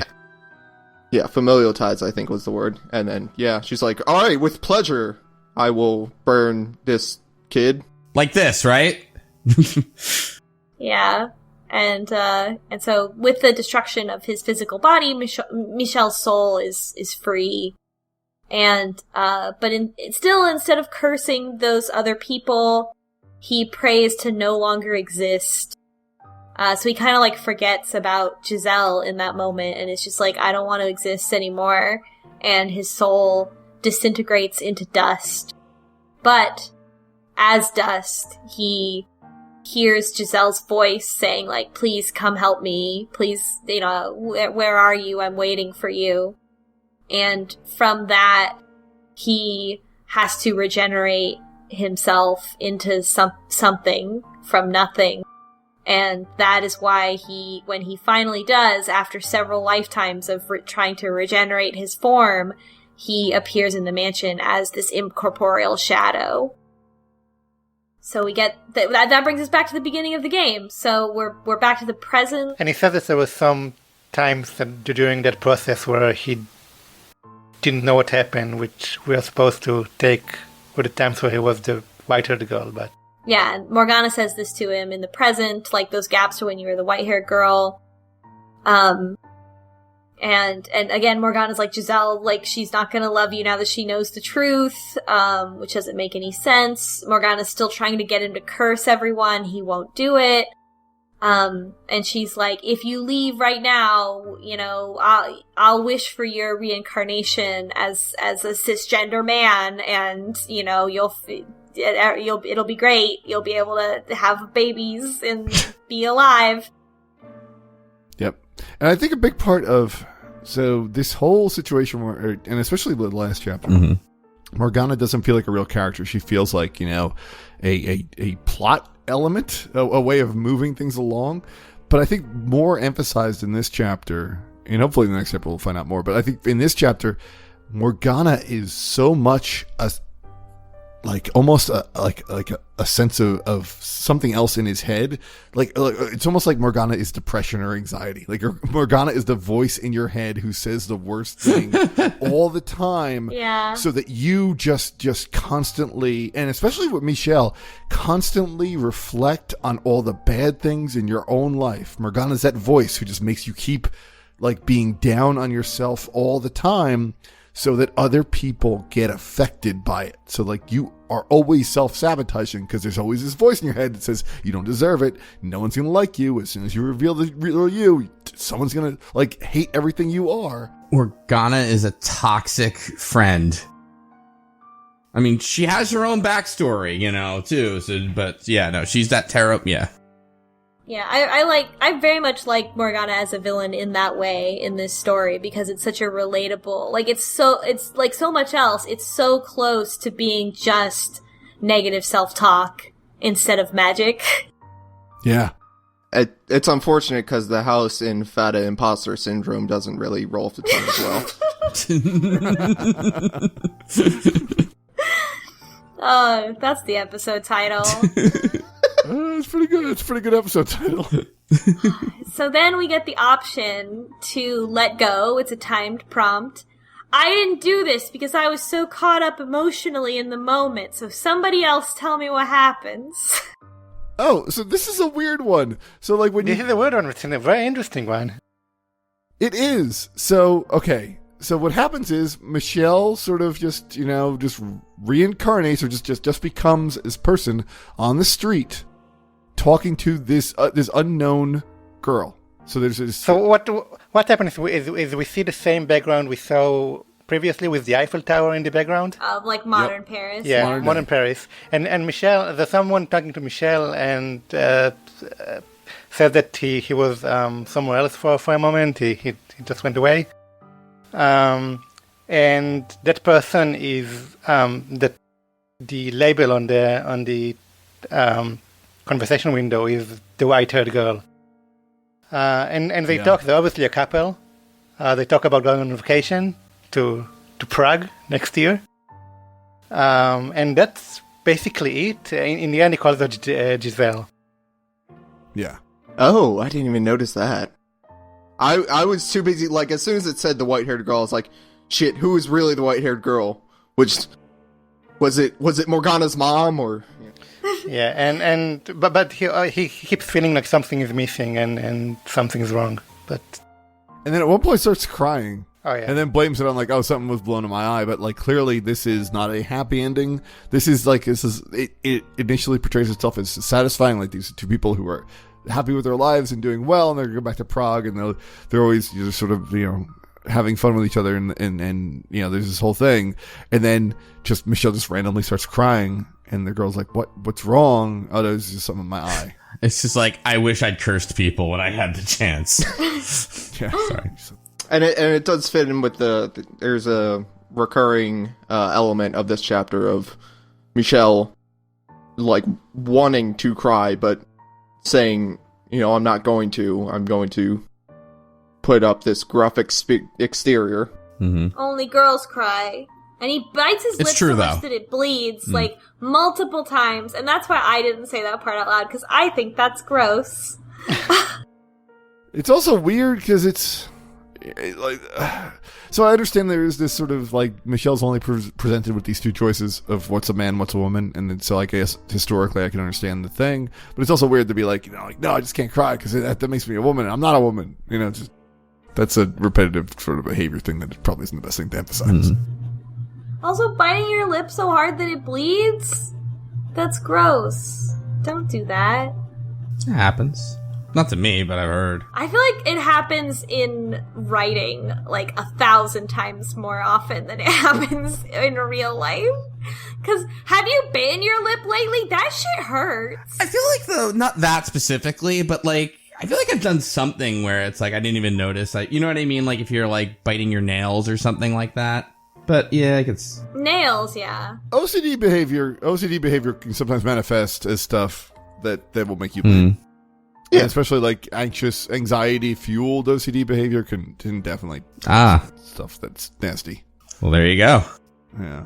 I don't know that that's the explanation that's used in this circumstances. It's just an overwhelming emotion that produces that, which is not exactly what I'm talking about. But yeah, people can, self-harm is certainly something that can manifest when things are going real shitty. So is that the let go ending? Yeah, but I'm still not sure exactly what's going on in that one or the previous one that took place in Paris, in modern Paris. Well, let's talk about that in a minute after we finish this, because and we talk about who the white-haired girl is. So if you don't say let go, you just let it go, then it's like you don't let it go, you keep it right here. Then Frozen 2. Also, stop everyone listening right now. Do not picture that damn scene in Frozen. Just stop right now. It's too late, man. It's not possible to... Anyway.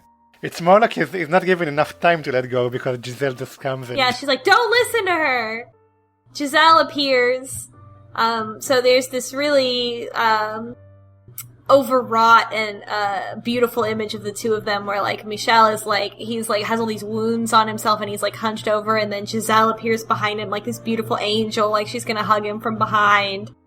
It's the power of the giant boobs. Mm-hmm. Yeah, the giant boobs. There's a like a red cloth all around them that kind of covers up the blood, and they're both naked. Her hair's everywhere.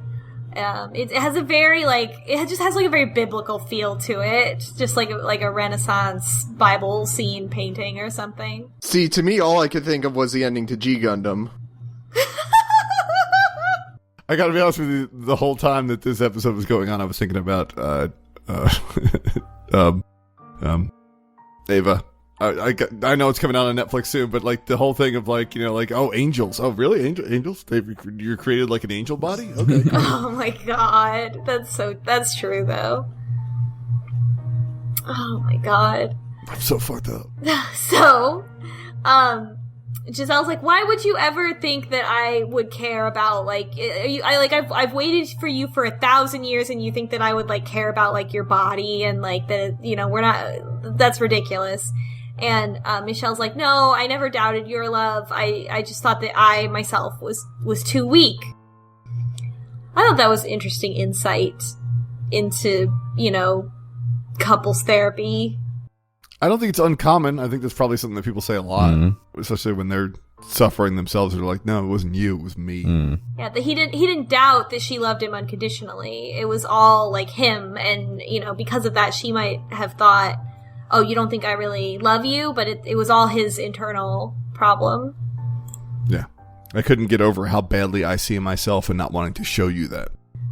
But Giselle says you should be proud of who you are, and she's like, you're not the white-haired girl. You're this wonderful person, and I love you. And then they kiss, and they finally kiss. We don't get a CG of the kiss, but the whole mansion is filled with light.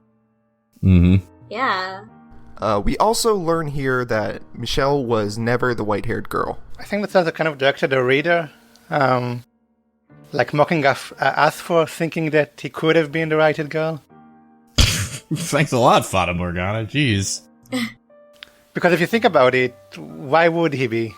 I mean, given all of what we know. Well, I mean, unless I was thinking at one point maybe Morgana is sort of torturing him with that, but yeah, that's what I thought too. Is Morgana doing some kind of ironic punishment? Yeah.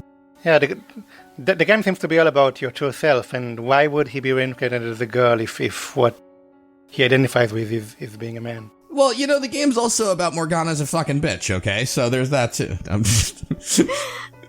Okay, so, but let's do some math here. Process of elimination. If Giselle is not the white-haired girl, and Michel is not the white-haired girl, then who? The only person left is Morgana. But she doesn't seem to know that herself. Yeah. So the big reveal is that Michel has to go confront Morgana one last time to cleanse this whole situation. So him and Giselle are together now, and Michel is Super Saiyan, powered up by the power of love. His wounds are healed, and he opens the door and into Morgana's room, and we see a sprite of Morgana who's like this like corpse woman. She's very much the way she's depicted at the end of her life. She's just, you know, there's just a hint under this giant cloak of her being bloody and scarred. I really liked her art until the skeleton arm came. The skeleton arm, it makes her look like a fighting game character. Yeah, it's like too like cartoony or something. You know what I mean? It's like, So Morgana appears and she offers Michel a sword to kill her with. She's like, hey, that's what you're gonna do, right? You're gonna kill me, you're gonna take your revenge. And he says, I came here to save you. And she's like, what? Like, you can't open that door. Like, I control everything here, so you can't open it. And he's like, did you know that the first memory I got back was from looking in a mirror? And she's like, what? And he's like, and the bedchamber memory with the key.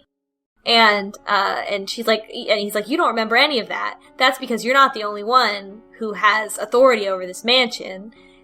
Giselle can also affect this mansion, and I can also affect this mansion, even if we can't affect it as much as you can. And that's why Giselle was able to break free from Morgana, because she has some power over the mansion as well.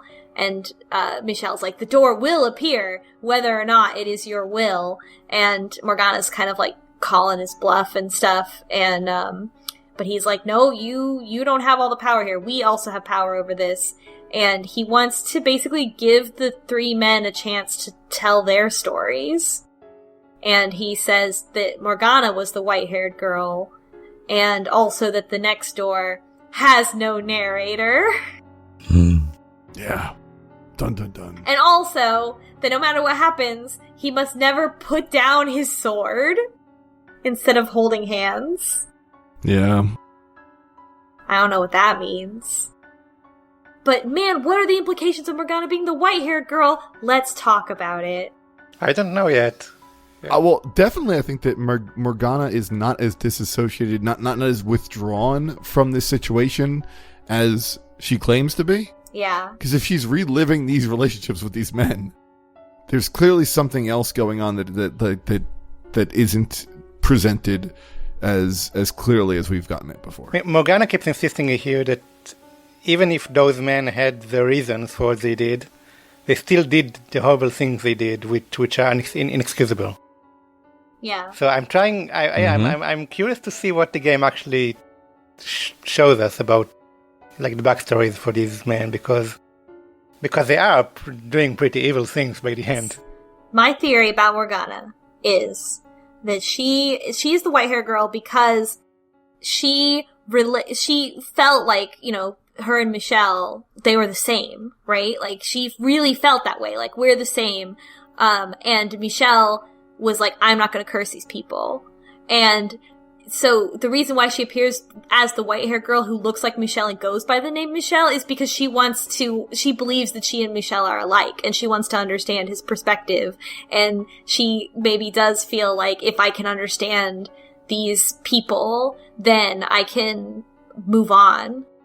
And that's what appearing as the white-haired girl was her attempt, and trying to love these three characters, these three guys, was her trying to understand Michel's perspective, and because she so much believed that they were the same.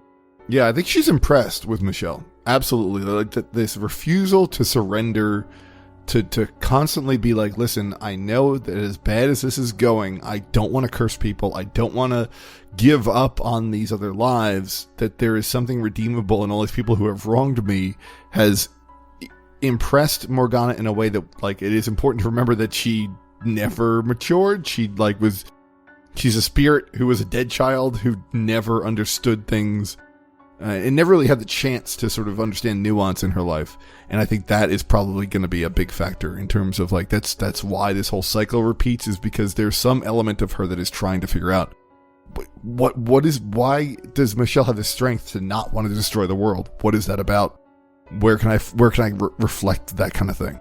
So I'm excited to see what's next. So now what it's got to be, how did Morgana decide to become the white-haired girl, and like what were her true motivations despite what she said, right? Like, was she saying all that stuff because she was trying to convince herself as well? Yeah. And I think it's funny too, because whenever she's talking to both Michel and Giselle, she adopts this tone like she's an older person. Like she's teaching these children about things. Oh, yeah. But like she's never really advanced. She's just been kind of stuck. Yeah. And even with Giselle, she learned a lot from Giselle, and both of them have this connection, and so that's why also both of them are trying to help her. I guess we'll figure it out next time, which will probably be the whole last chapter, I assume. Yeah, that's the whole game. Yeah, the last chapter is coming up. It's supposed to be really long, though, so we'll... Do we have any, I was going to say, do we have any, like, idea of how we could break it up, or? No, I have no idea. There's a lot of choices. There are a lot of choices. Some of them have bad endings, so, try to save and pick everything. Yeah, I have, like, 100 saves. I've done, like, the first 5 pages of saves. Oh, wow. I'm almost out of pages, actually. Yeah. I don't know why. I haven't loaded any of them, but... I think I'm on the 3rd. Yeah, there's no need to. Yeah. But I keep thinking there will be. You want to go back to that first page save that you got? I'm overwriting that one. That's a good one from an hour and a half. Oh, man. So, yeah. Anyway, we'll figure it out and we'll post something online if we are not going to do the entire thing. Yeah. Also, if you're listening to this and you haven't bought this game, like, buy this game and play it. It's really good. This chapter alone, absolutely. Like, it went on way long, but this is really, really good writing. Okay, until next time. Fata Morgana. Fata Morgana. Creaky door closing sound. It's a me, Fata Morgana. Oh my god.